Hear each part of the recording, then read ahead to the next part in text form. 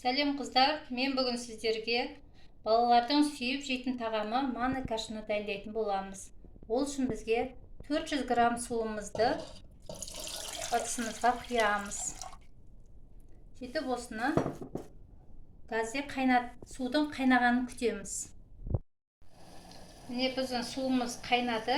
Енді соған қасығымыздың ұшымен тұз салып аламыз. Сосын 2 қасық үлкен қасықпен, ас қасығымызбен қантымызды салып, осы екеуін араластырамыз.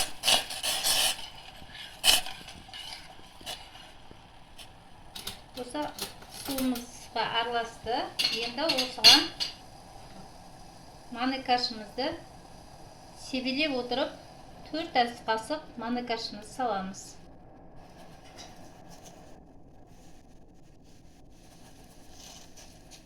Себелеп отырып салсаңыздар, манной кашамыз бір-біріне жабыспай әдемі болып шығады. Енді осыны араластырып отырып, әбден манной кашамыз жарылғанша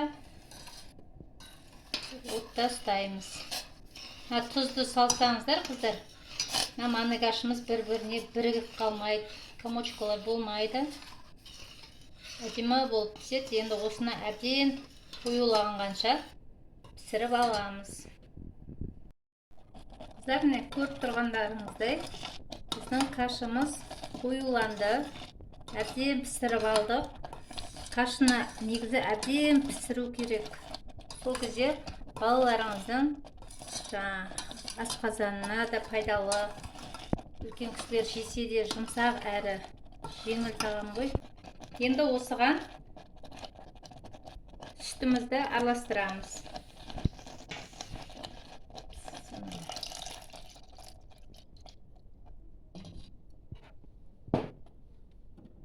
Кішкене астын ашып, араластырып отырып,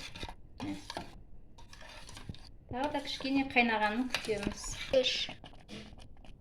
Міне біздің кашамыз баяу отта қайнады. Әдемі болып шықты.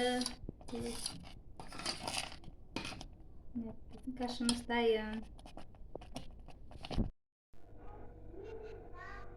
Ал қыздар, міне біздің кашамыз дайын болды. Өте керемет болып шықты.